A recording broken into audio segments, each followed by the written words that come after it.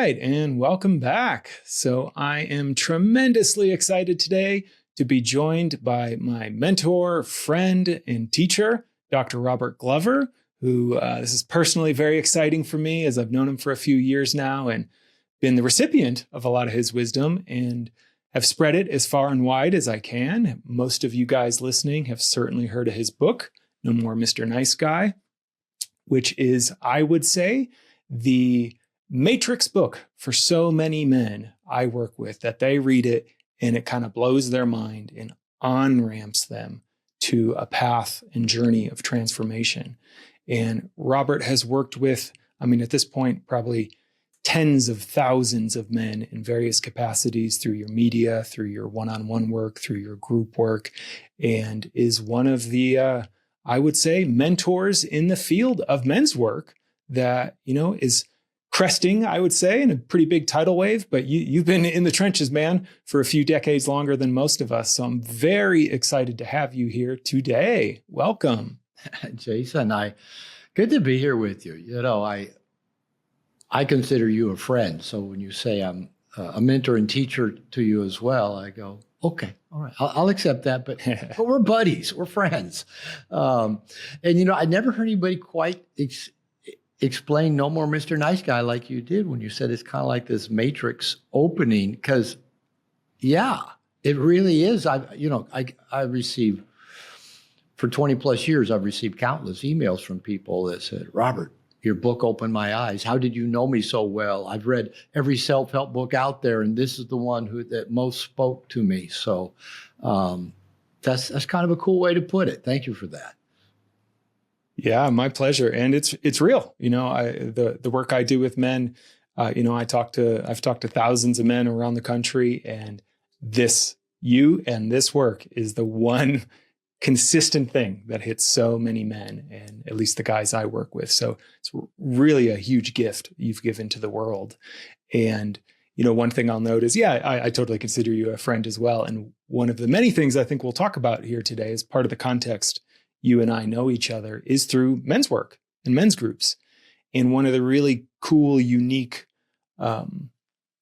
things that groups can do is this real kind of cutting edge, I would say, flex flow peer leadership, where you're both mates and you really get to receive the best gifts of each other. And there's moments in time where, I might be able to bring forward some authority, and lots of moments in time where you get to bring forward authority. And it's very counter to, I think, how a lot of us men have been raised culturally. Certain men are at the top and then we got to fight up there. But something cool about men's groups is both a leveling and an acknowledgement of depth and wisdom that I get to live, twice a month with you, which is really, really incredible. Yeah. And, I love that our topic is, of course, men's works, men's groups, men connecting. It is my passion. I've been, even before I knew it, I was building communities of men.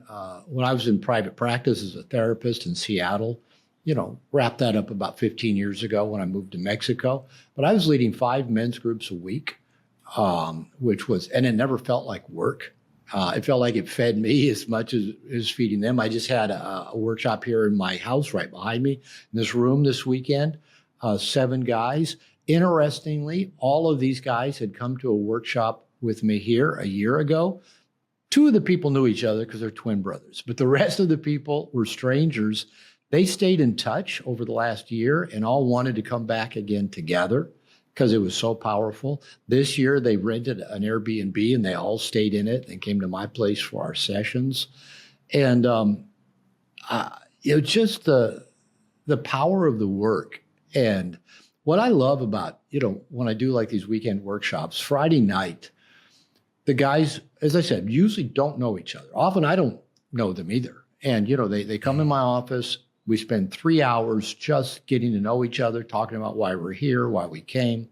And, when we guys, it takes a lot of courage for a man to go travel, often to my place in Mexico. So to travel to Mexico, not know what you're getting into, be with a small group. But if it was a big auditorium of people, that's so anonymous, you wouldn't care. But a small group, 8 guys at the most, you don't know these guys. And, we get there and everybody's kind of measuring each other, checking each other out, kind of building the hierarchies in our mind, who we like, who we don't like, who we think's an ass, who we wish hadn't come, who reminds us of somebody else we used to know, who's the alpha, and we all do that. And I always tell the people that first night, everybody's doing that, by the way. It's not just you. Every other guy's doing that as well. And placing ourselves in that hierarchy as how we see ourselves with men and in the world. And I tell them, by the time they leave here Sunday evening, they went from a group of strangers that were suspicious or not knowing of each other to a group of guys that feel like they've been frat brothers for 20 years. They've known each other so well, been through so much because of the work they do here in the room, especially getting vulnerable, sharing and revealing, but the conversations they have during breaks, how they talk and connect while they go out to dinner together. I call it the secret sauce. It's just so powerful when men in a safe container, in a safe group, will just open up and risk. And, the Brene Brown, get vulnerable, tell things that we don't want anybody to know about us, but we tell it anyway. And we hear other guys do the same. And we realize, well, they didn't judge me for that, and I'm not really judging him for his thing he didn't want us to know.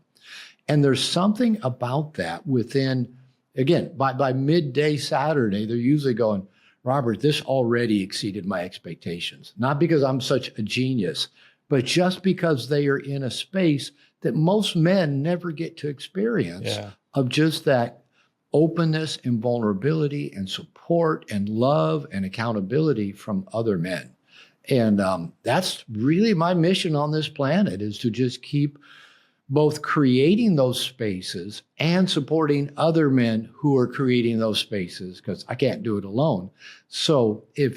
And I'm so excited because really there is this worldwide men's movement of really good men like you and so many other men I know and don't know that are creating these spaces for men to do their deepest work. And I'm excited. I'm thrilled to see where things are going, because it wasn't like this 30 years ago when I started my work. Very different.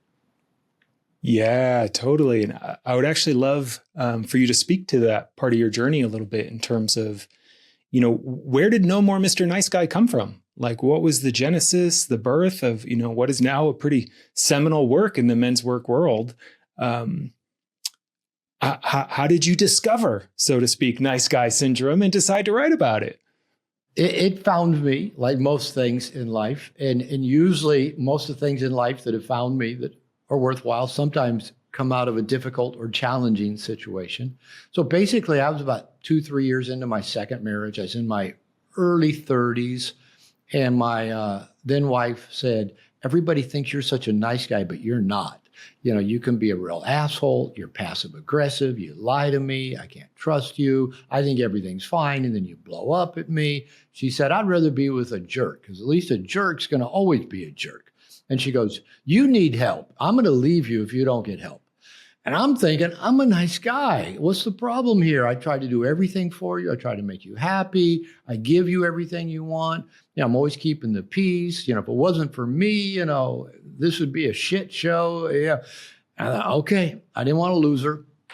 So, and she was telling me, you're a sex addict. You need to, So I went to a 12-step group for sex addicts and quickly found out I wasn't having enough sex to be a sex addict. And I wasn't. I was a relationship addict, an approval addict, a codependent, But that 12-step group was the perfect place for me, even though I really didn't belong. Probably, but it was all guys, right? All men. And they were probably thinking, why is this guy here? He's such a simp. His wife made him come, but it was for the first time in my life, I began revealing things about me that I'd never told anybody. Things I'd done, feelings I had, thoughts I had, impulses. Maybe I'd acted on them, maybe I hadn't, but just the impulse scared me. And so I actually got excited to go to that group every week. I think it met at 6 a.m. And, I'd get excited because it felt really, really good to go tell stuff about me that I'd always kept inside all my life. And the strongest reaction I ever got was, thank you for sharing, Robert. It was never like, what kind of pervert are you? Or what, it was just like, thank you for sharing. I also got into therapy, and then maybe 6 months or so later, I got into a men's group that was led by a female psychologist who'd written some books on sexual shame. And I was probably in those groups and working with that therapist for 5-6 years maybe. And it was during that time that I began writing No More Mr. Nice Guy, because what happened is I was working on me and my core beliefs about the world, my paradigm that, if I'm just different from my father, just different from all the bad men I've heard women complain about, if I'm just kind and caring and giving and generous, I'll be liked and loved and get my needs met. And I found out, that wasn't really working so well. And everybody else wasn't responding to the same, rules that I thought I was playing by. And I was a marriage and family therapist, had private practice, and I started noticing, once you have a hammer, everything looks like a nail. So once I kind of had that awareness about this nice guy syndrome, this something that I call covert contracts, giving to get, men thinking they have to please women, and if they make women happy, then the women will be happy and want to have sex with them, and everything will always be flow and be happy and good. And that. And then these men were coming to me for therapy, often with their wives or girlfriends, and they were saying the same things I'd said. I'm a nice guy. I'm one of the nicest guys you'll ever meet. I treat her better than her ex. I'm raising her kids. I buy her the new car she wants. I get the leather interior, but it's never good enough. She's never happy. There's always something else. When's it going to be my turn? Oh, and she never wants to have sex anymore. And I thought, man, that's all the same stuff I was saying. So I think at that time I'd already was leading a men's group, and I decided to start another one just focused on nice guys. And we started meeting every other Wednesday. Quickly, I added a second nice guy group, and I just started writing stuff, what I was learning about me and kind of theory building about nice guy syndrome, as I came to call it. Where did it come from? Why is it so prevalent? Why do so many men think the same thing? If I'm just different from my father, if I'm different from other bad men, if I just treat women well, I'll be liked and loved and get my needs met and have a smooth, problem-free world and all the sex that I want. Even though I've got lots of sexual issues and kind of tend to avoid all the sex that I want. And, just a lot of unconscious patterns really started bubbling up. And that I just kept writing for about 5-6 years. Finally, finished. If I published everything I'd written, the book would be about that thick. As it is, it's a little bit more manageable. Took about 3 years to get it published. Many book editors said, Robert, we love your books, well written, but they all had the same but. Our marketing department says men won't buy a self-help book. And I kept saying, if you don't publish them, they can't buy them. And that was kind of just at the beginning of just internet, Amazon, ebook readers, audio books that you probably still back then you had to get them on CDs, before it became all streaming. Before podcasts where men could listen to somebody interview somebody, and we'll put the book in the show notes, and then you click on that, you go to Amazon. People who bought this book too. And, I don't know if men read the books, but they buy them. So, my royalty checks have gotten bigger every year for the last 25 years. And most books, if they don't sell within about 60 days, they tank. So it's quite the phenomenon that 25 years later, the book is still growing. And that just shows not only how many nice guys are out there, but how it's even expanding with each generation. I kind of started out working with baby boomers and Generation X. Now it's millennials and the Gen Zs that, most of the young men I meet nowadays, my generation, I heard from the men about their fathers. Oh, dad was not there. Parents were divorced, or he worked all the time, or he was dangerous, he was abusive, he was addictive. Nowadays, the younger guys, the millennials and the Gen Zs, they say, oh, my dad was a nice guy. And all that he taught me was, don't piss off your mom, because that's what he was trying not to do. Yeah. So it is expanding. And as I said, I'm really grateful, because when I started my recovery, like I said, I had to go to a 12-step group for sex addicts.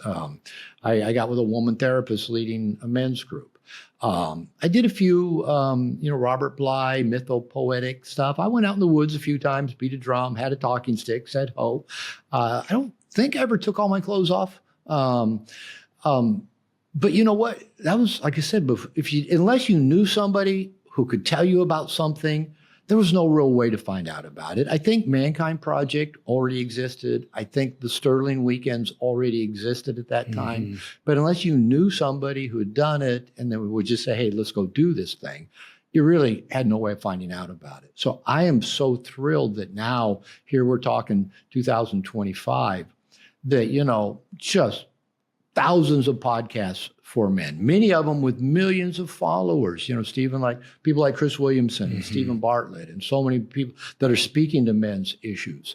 And that information's out there, and so many men's coaches and so many men's programs and retreats and groups and membership programs and books that just did not exist 30 years ago.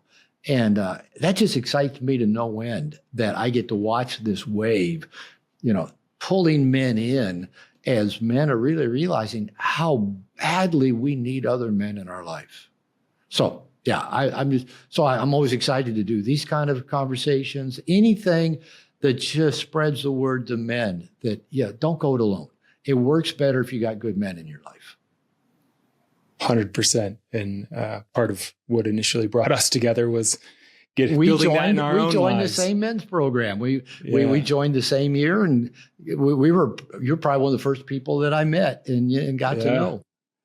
And to the testament of what you were explaining happens in your weekends, that very much happened for me in that men's program and community, just going so deep with you guys that it's like, I'm in for life now with these guys. It's just, there's a certain bonding that happens in doing this kind of work that a lot of men just don't find elsewhere. I know I hadn't. And now that I've tasted it, I'm like, I kind of don't want to do anything else. It's like, if I'm hanging out with men, it's like in men's work and men's programs and guys like you who we can have fun and we can go deep. And it's a bit of an addiction of my own. Yeah. But here's the cool thing, or at least to me, it's a cool thing. When I was on a book tour, 2003, for No More Mr. Nice Guy, my publisher sent me around the country, several big cities, and got interviewed a lot, television, radio, print. And I got asked a lot, did I see a worldwide men's movement coming? So again, we're talking 2003, so almost 25 years ago. And I said, no, I don't really think so. I said, I don't think there's one unifying factor to bring men together, kind of like in the women's movement, whether that was equality, fair treatment, and work, and other parts of life, just the laws and culture that, that was repressive to women. And so I think there was something that brought women together. And I've also always said, I think the women's movement succeeded to the degree that it did because of good men that brought it along.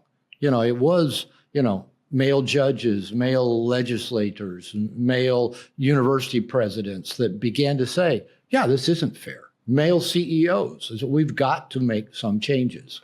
And so I think the women's movement succeeded to the degree that it did. Now, that may give me some flack. That may, you can say, wait a minute. But I think it was actually good men that said, this is right. This isn't fair. We need to address these issues.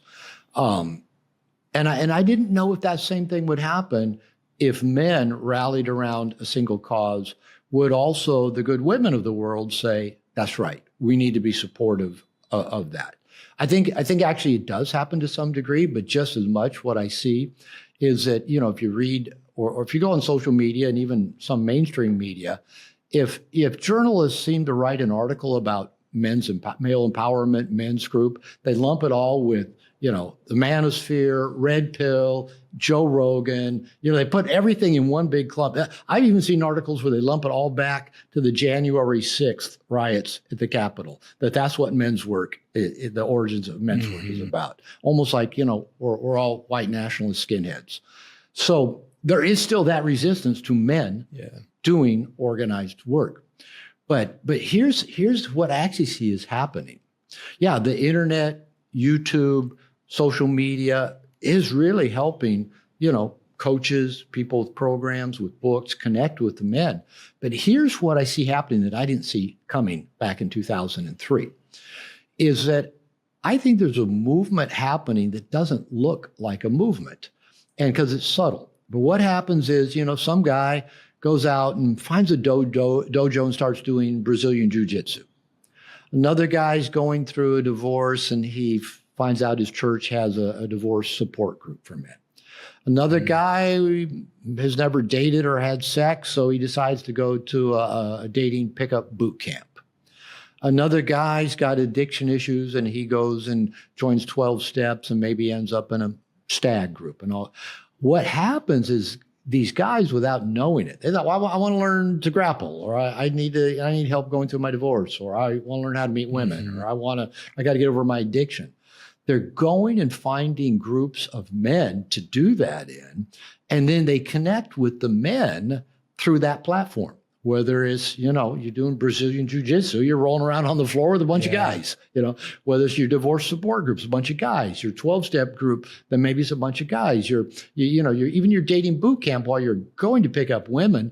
The fun part is you're going with a bunch of guys, right? Yeah. And then so the men are reaching out to connect with men through some intuitive evolutionary knowing we need men. Whatever it is we do, we're going to do it better with other men at our side, not by ourselves. This whole lone wolf, I'll read a book, I'll watch a YouTube video and figure it out myself. Men are connecting with men. And then what happens, you start hanging out with a man, with men, and somebody says, hey, have you heard of this book? It might be No More Mr. Nice Guy. It might be Way the Superior Man. It might be, a book by Connor Beaton or John Wineland. Or, hey, I've been going to this men's program. Let me tell you about it. Or, have you watched this podcast? I mean, how many links to podcasts have you sent to people? Again, it might be Chris Williamson. It might be Peter Attia. It might be Stephen Bartlett. It might be, some. And so guys do that. We're always sharing, various things on social media. And so what's happening is, I think, is this kind of perfect storm that men, whether they know it or not, are seeking tribe. They're seeking connectedness with other men. There's so many entryways into that male masculine tribe, where there's Brazilian jiu-jitsu, divorce support, 12-step, pickup. There's entryways. Even Red Pill is an entryway into the men's movement. And then people start sharing information, we start connecting, and it just keeps growing and expanding, and it becomes this tidal wave in men's lives that just didn't exist 30 years ago. And so, like I said, I'm as happy as I could be just watching how this happens in so many just subtle, seemingly unrelated ways, but yet it keeps creating a bigger and bigger wave of men's connectedness and empowerment in all the best ways: consciousness, open-hearted empowerment, loving empowerment. As you can tell, I get excited talking about it. Yeah, it's so great. And, to your credit, you've been a co-creator of that as well, which we'll get into a little bit with one of the other ways we're connected through your Integration Nation. But before we get there, I do want to just do a quick, I would love to hear you kind of define in your mind these days, nearly 20 years later, what is nice guy syndrome and what does it cost men? Like, what have you seen it cost yourself and cost men in the world? Yeah, okay. The elevator pitch for nice guy syndrome is a guy, and by the way, women are affected by this. Probably most nice guys learn to be nice guys, maybe when we got trained by nice guy mothers. So, women listening to this as well. I mean, so many women write me and they'll go, Robert, thank you for your book. I learned a lot about myself, and I learned a lot about, my ex or my husband. I got an email just the other day saying, thank you for this. It's opened up my marriage in a good way with my husband. He's reading your book. Do you have any support from me? So, but basically a nice guy, well, since we're using the male, is a man who usually at a very early age, I mean, we're talking few weeks, few months, few years old, inaccurately internalized an emotional belief, not an intellectual belief, but just an emotional belief, a nervous system belief that I'm not okay just as I am. I'm not lovable. I'm not good enough, whatever that might be. I'm bad even. And then they developed a survival mechanism, a life paradigm that says I have to become what I think other people want me to be so I can be liked and loved and get my needs met. And I've got to hide anything about me that might get a negative reaction, that might get scolded, punished, abandoned, shamed. And so nice guys are extremely chameleon-like. There's no authentic us in there. It is in there, but we don't even know what's in there because most of our life we've been trying to do this thing to just get approval, people pleasers, external validation. Now, like if I was talking to you and just measuring everything you did, and every time I got a nod, a smile, an affirmation, I'd keep doing that.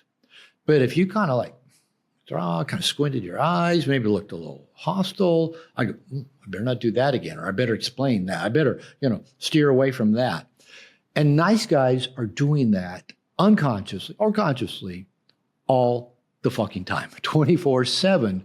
We're measuring, we're changing colors as a chameleon. We're checking which way the wind's blowing. We're adapting, we're trying to fix and manage. And so if you just think about that, if we're walking the planet constantly, reading our environment and constantly having to adjust, adapt, pull back, avoid, how are we going to ever live up to our full potential? How are we ever going to be our true self? How are we ever going to be authentic with anybody? How are we ever going to be honest, transparent with anybody? How are we ever going to take risks and be vulnerable and, take the big swing of hitting it out of the park if, oh, no, I might look foolish or fail or, have negative consequences? So it costs us our relationships. It costs us our integrity. It has happened to me a number of times.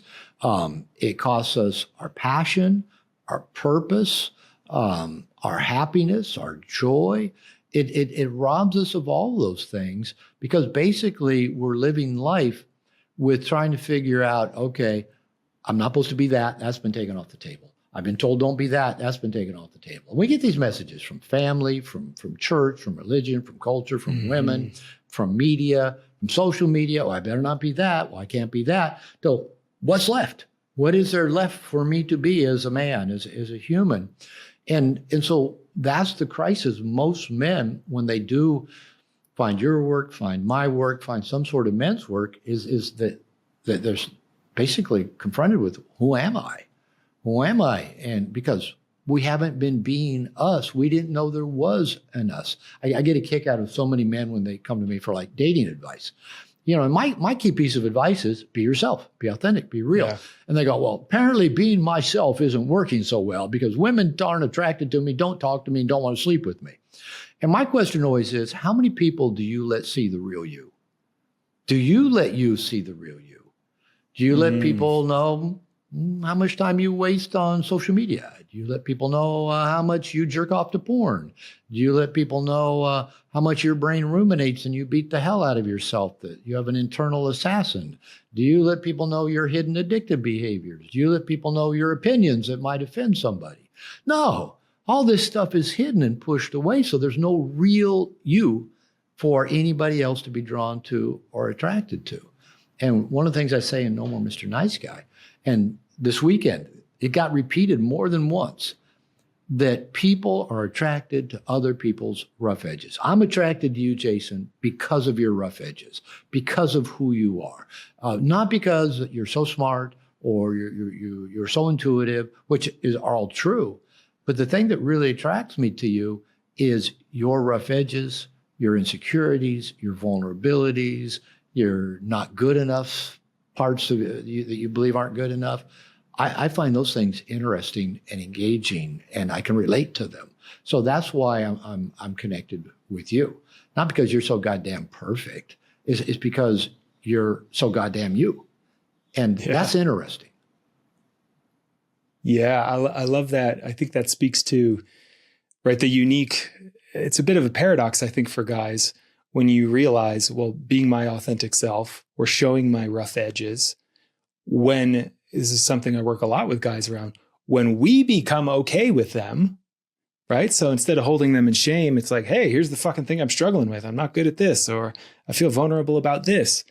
The paradox is when we become okay with that and share that, on the outside, people experience that as, oh, that guy's pretty fucking confident. He's secure in himself. He's not trying to bullshit me or put up a front. Even if we're not confident, even if our knees are knocking while we're sharing it, it looks confident to be that vulnerable. Well, you and I have been in a group with 5 other guys for 7 years. And, we made a commitment, a lifetime commitment. We'll probably be in that group more than most of us will be, in our primary relationships. And, about 2 weeks ago, I mean, I was not only in the dumps, I was like just riddled with anxiety. I'd been away from home for a month, traveling, all good experiences, came back home, and I just found myself riddled with anxiety, feeling fatigued, no real energy. I didn't know if it was leftover jet lags. I'd been to Asia. I didn't know if it was just some things that were hanging over me that I hadn't done while I was gone, that I was kind of procrastinating on. I didn't know if maybe I had an infection from a tooth problem I was having. Come to find out, I did. I'm on antibiotics. I didn't know if it's because I'm in a place where I'm working with some teams to help me expand my visibility and platform. Am I bumping into some glass ceilings I didn't know. All I knew was that I just wanted to go curl up in my bed and not do anything. And the stuff that was hanging over me, making me anxious, wasn't getting done. And which made me feel more anxious. And I was in this vicious cycle. And I'm lying there and I had this brilliant insight. I should tell the guys in my men's group, here I am teaching and preaching the power of being in men's group and the support we get and the accountability we get and the love we get and just being known by revealing ourselves. And I thought, how come I didn't think of that a little bit earlier? But, I thought about it, soon enough in the process. And so about 2 weeks ago, Monday morning, I got up and shot 3 or 4 short videos to post to you guys in the group, just saying what I just said. I'm feeling lethargic. I'm riddled with anxiety.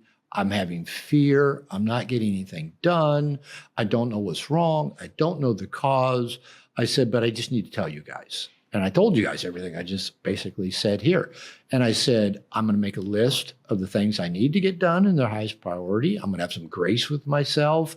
I'm going to let you know at the end of the day what I got checked off my list. I'm going to let you know how I'm doing. And you guys all, responded, voice messages, videos, written message, supporting me, making some suggestions, helping me with some accountability. And within 2 days, 2.5 days, I was feeling more energized, less anxious. But I kept the check-ins, just kept them coming because they were so effective. So even me working with this stuff for 30 years, knowing the power of having men, when I was down in my dumps, it still took me a little while to go, oh, I should tell my bros. I should let them know what's going on. And the very act of making those videos and posting them for you, I felt better immediately. I began to feel a sense of relief that I'd be okay. Things would get figured out. I knew how much you guys loved me. You'd be there for me, and you were. And within, like I said, 3 days, tops, I was feeling better, and I've felt better ever since. And I've still continued to check in. Here's how I'm doing, guys. So it's just so powerful to have that as a resource. I mean, if I just had, tried to pull myself out of this all by myself, and I talked to a coach that I have, and I talked to a peer of mine that works with me at Integration Nation. I had a few, deep conversations. But I went and just told people, I'm not doing well. And here's where I'm at. And that in itself was so transformative in where I was at. It's such great modeling. And I totally fall prey to that all the time of suffering alone, even though, I'm teaching other men to do this. And it blows me away. I imagine you've had this experience. I will have guys who are literally paying me as a coach to support them. I won't hear from them for like a week or two. And then eventually I'll get an update when I keep poking. It's like, oh my God, I just had the worst week and a half of my life. I was so in the dumps. And I was like, I'm here to be used, like that's when you want to reach out. And I think this is a big thing for men is often when we're in pain, that's when, as I talk to guys, that's when we withdraw the most. Yeah. When almost always the antidote is to come forward into some kind of connection. And in particular, I think that was a great example of the way to use groups. What I've seen with guys is just having somewhere to put our feelings that isn't our intimate partner and isn't just our ruminating mind. And, I'd be curious what your thoughts are, particularly with the nice guys I've worked with. I've often seen kind of the big three seem to be challenges: anger, shame, and fear. They either are not connecting enough to their anger and don't know how to bring that online, which sometimes a group is really potent for, of like, hey, like, sounds like you're actually pissed about that. Instead of it coming out sideways, bring it forward. Or shame, that kind of you spoke to, not being good enough. Or just the fear, the ruminating fear that I know I get lost in sometimes, and we'll bring to groups and you guys will be like, it's probably going to be okay. And I'm like, fuck, you're right. It's probably going to be okay. And then it is okay, right?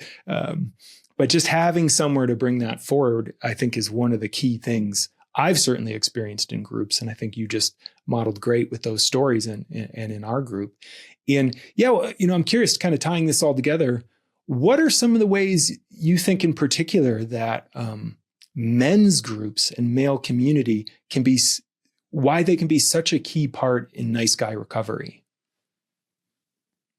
I think, there's several pieces I could throw out here.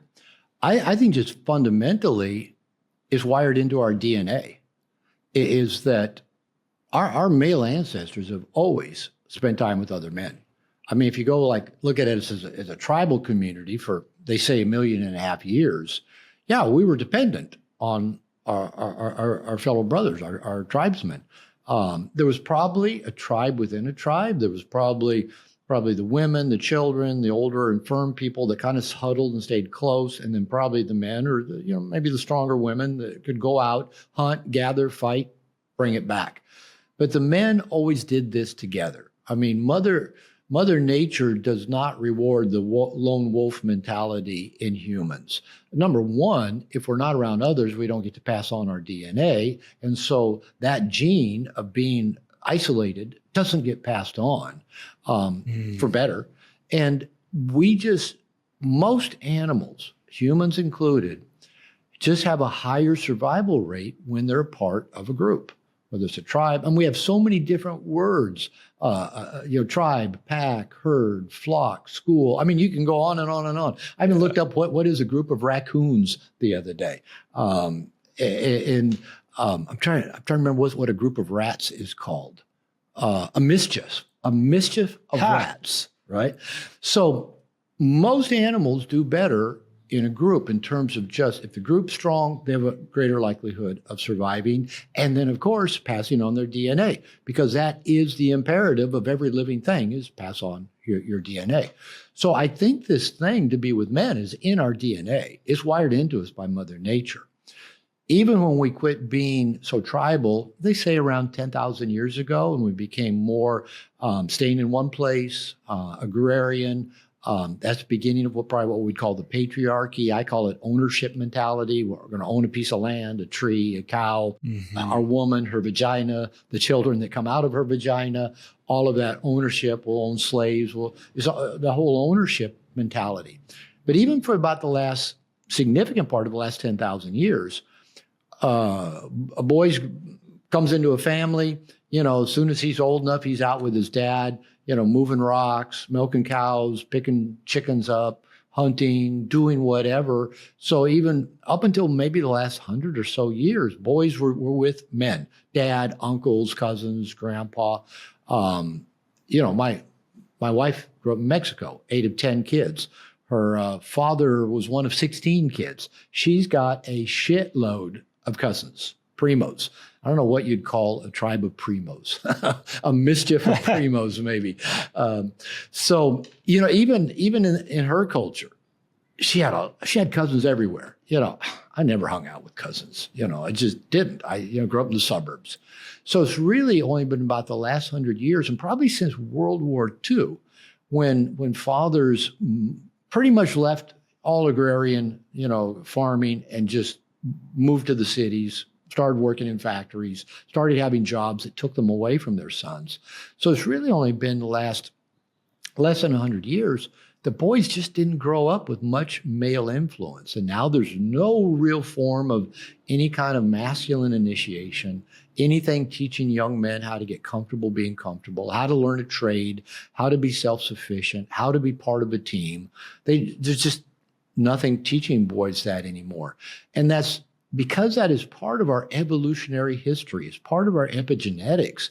We've always been around other men. Your grandfather and my grandfather probably didn't spend that much time with our grandmothers. They just didn't. They didn't walk around thinking, oh, we're soulmates, we're best friends, let's do everything together. Let's divide all of our responsibilities equally because everything has to be equal and fair. They didn't think that way, right? Your grandfather, my grandfather just got up and went out, did what had to be done. And our grandmothers got them, did what they had to do to get things done. But they didn't spend all that much time together. Right? Now, I'm not saying we need to go back in time or try to reverse engineer anything. All I'm saying is that now we live in a culture where men just don't as readily connect with men. And because it is in our DNA, that goes back to what I was talking about, this men's movement that doesn't necessarily look like a men's movement, is men are going out and finding ways to connect with other men and finding out, oh, grappling is more fun if you have someone to grapple with, right? Talking about your feelings while, your wife's decided she doesn't want to be married to you anymore and she's taking your kids from you and isn't going to let you talk to them and she's lawyered up and is trying to take you for what you're worth. Oh, that goes better if you have someone to talk to. Yeah. Going out to, pick up women in a bar. You cannot look like such a predator or pervert if you're actually hanging out with 2 or 3 other guys having a good time. And women will actually find that attractive and want to come towards you rather than you're just by yourself sitting in a corner staring at women, right? So everything works better if we get connected with men. And we know that on an intuitive level. Now, let me just say one last thing about relationships, because I've been working with a marketing company lately, and they're really interested in this concept that having a good bond with men is the best thing we can do for our relationships. And I'm trained as a marriage and family therapist. I got my doctorate in marriage and family therapy at 29, so I've been doing this for over 40 years, working with relationships. Now, I've bumbled my way through every relationship that I have. But the thing that I would tell every couple that walked in my office back when I was in private practice is that the best thing you guys can do for your marriage is have good same-sex friends. Now, the women, with your wife, they keep their girlfriends. Now, they fight, they fall out, Just last night, my wife was telling me about, her friend that goes dancing with her. She's mad at me, and I don't even know why. I'm going, all I can really say is women. Mm-hmm. Women, mm-hmm. Women. And then she goes, women. So, they fall out with each other. But this morning we're walking. I go, you and Anna okay? She goes, yeah, we're fine. We went out last night and we're dancing. I go, what was wrong? I don't know. And so, women will keep their posse, their girlfriends around. Guys, if we had guy friends, we get in a relationship, we lose them. There's too much to do. And because we're doing that and all our guy friends, they get in a relationship. All of a sudden, we don't hear from them anymore either. We just get invested in the woman. That starts taking up all our free time. We don't want to say, hey, I'm going to hang out with my buddies. I'm going to Austin, Texas tomorrow. And, Lupita and I were talking this morning and she's kind of basically, so what are you going to do there? I went there 3 times last year, so she thinks I have a girlfriend there. But I said, no, I got a lot of guy friends there. I've got a shitload of guy friends. I said, I'm going to go do a guy's retreat while I'm there.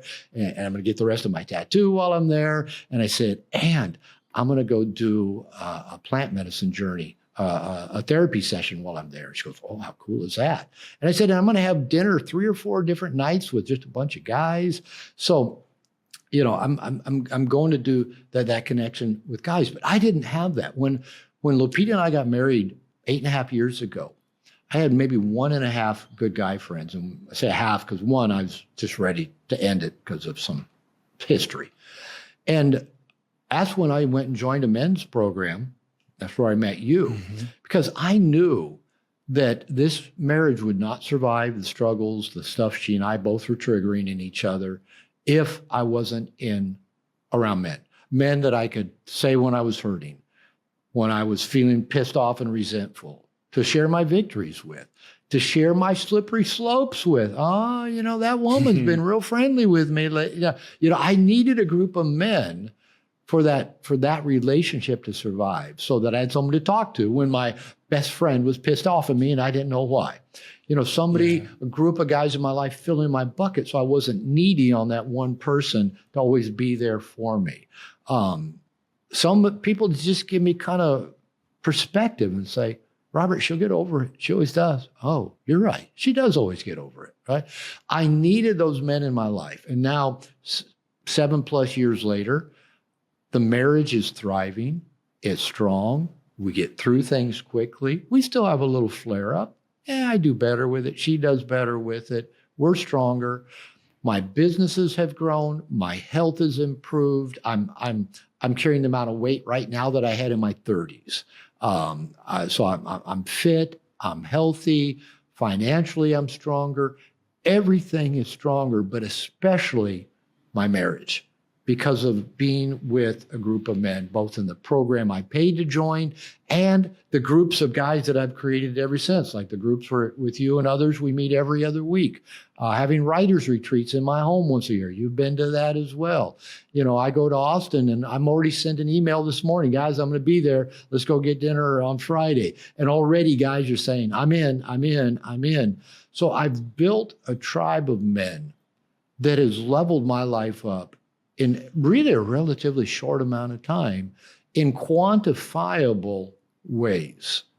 So both in terms of my income, my business, my health, my reach, my relationship, and just my happiness and joy and purpose and passion. All of those things can be measuredly shown to have improved just because I got into a men's program. So again, not only do I offer community for men, I seek it and take advantage of it because I know the value. Kind of like when I was in grad school and I had a professor that said, if you believe in therapy, like if you're training to be a therapist, get therapy. And I've heard so many coaching, mentors say the same thing. You believe in coaching, get coaching. You believe in men's programs, be in a men's program. And so I believe in them, so I am. Yeah, this one of the things I most admire about my experience of you is that you do walk your walk, right? You're not just sitting on the pedestal teaching this stuff. You're in an active engagement and process of learning and growing, even as you continue teaching. And to me, that's extremely trustable. It's the ones who think they have it all figured out that I'm like, I'm going to stay away from you. And me well enough. I teach from my fuck ups, Totally. But that's why it's so relatable. And that's what people tell me, Robert, you're so authentic. But 30 years ago, nobody would have accused me of being authentic. Nobody ever said, Robert, I value how authentic you are. I just wasn't. There was nothing authentic about me. So, I found that the best stories come out of the fuck ups, and that's the ones that everybody can relate to. Absolutely. And just as we start to wind down here, I want to be mindful of your time. I'm thinking about that thing you said of, particularly the younger generations now being raised by nice guys, and that something I've experienced in men's group, particularly my one with you and other ones I've been in, and that I'm also leading for men, is this kind of renegotiation of there is no perfect father. No. Right? We had a father who was too assertive. We had a father who was too much of a pushover, not present enough, too present. But what's cool about men's groups is, Thich Nhat Hanh had this old thing of the next Buddha will be the Sangha, right? So it's the community. And I've experienced that in men's group, kind of tying it back to part of what I appreciate about our group is we're all authorities in our own and learning from each other. And it's like the group itself becomes this kind of perfect father in a sense, where not one individual can hold it all, but usually one person has something to bring that unlocks, growth or healing or acceptance that is only possible, I would say, in that group dynamic. Like I love one-on-one coaching. I've done lots of one-on-one therapy as well. And groups are where my heart is because it's just where I see men transform the fastest. I shared this weekend. I do my father work by committee. Inherently, no father could have given us everything that we needed. I mean, go back again, 10,000 years or more. We were raised and initiated by a tribe of masterful men. And so the analogy I give is like Swiss cheese. Any one man, any one father is going to be a slice of Swiss cheese with several holes in it. I've had guys complain, my father didn't teach me how to work on cars. Okay, I guess he didn't know how to work on cars. My father didn't teach me to play an instrument. Okay. My father didn't teach me how to approach women. Well, maybe he sucked at it. My father didn't teach me how to invest. Okay, that was the holes, right, of your father. But in a tribe, all of those slices of Swiss cheese all get overlaid, and you have enough resources, no more holes. All the holes, the gaps get filled, and a boy can learn everything he needs to learn. So yeah, our fathers were inherently deficient in being good fathers. You're a father, I'm a father. We have our holes. But I tell you what, as men, as we do our father work and recover from the gaps that affected us as children, because our fathers were less than perfect. They had their own holes from their own fathers. If we can do our father work by committee, and that's what you do, is what I do, is I just surround myself with so many good men. Like when I shot those videos and posted them to our group a couple weeks ago. Each one of you gave me a different thoughtful insight or word of encouragement that I thought, perfect, that was just what I needed. Now, that was the beauty of having a few of you give me the feedback rather than just one person who would only see it through his lenses. And that was so helpful. So yes, we men need that fatherhood committee. Our dads were inherently imperfect and flawed. They couldn't give us everything we needed. So that's our job today, to go out and build our own new kind of father committee. And because we're still doing our work. I mean, I'm still doing my father work. Ditto, as you get to see every other week oftentimes. Thank you so much for your time. As we come to a close here, just any last piece of advice you'd love to give to any men seeking more authenticity or connection or recovery? Yeah, I think we pretty much nailed it. You want the best of everything in life. You want to attract a good woman. You want to keep a good woman. You want to create tremendous polarity and excitement and challenge and love and fun in a good woman. You want to take your work to the next level, whatever it is. And I know that sounds like we're lumping a lot. Everything is better when we have good men in our life. And so I can't preach that enough. So even if you don't believe me, give it a try. If you're feeling down, you're struggling with something, call up a buddy you haven't talked to for a little while and just say, do you have time to talk for a few minutes? I've been struggling with something. Just say that. And I bet you'll find that buddy will be available. Let me clear this. I can do it tonight. I'm there for you. And just see how it feels to tell a buddy something that you're struggling with or something that you're celebrating. Call somebody up and just say, can I tell you something I'm really excited about, something I'm really proud of? And just try it. Just try it. And I've said it better myself. Thank you so much, Robert, for being here. And until next time, guys.